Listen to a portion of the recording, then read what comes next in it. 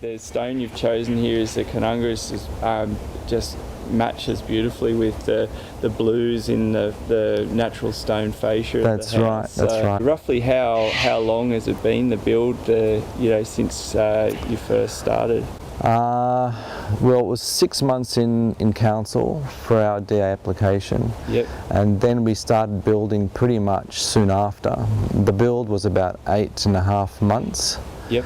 And landscaping's been going on now for about 7 months. Okay. So it's been a big project. 2 years. Yeah, that's right. Exactly. Yeah. But the outcome, I mean, it's still not 100% finished, but it's going to be a lovely home and for us. So we're very, very pleased. Oh, look, I think with such a lot of effort and time, and obviously the cost, to have things looking as close to perfect as you can, and certainly we think a natural stone driveway with the lovely sort of paved edging you've got here to frame it. Yeah, it's worked out well. We're also very lucky that you had a product that sort of tied in with all our tones.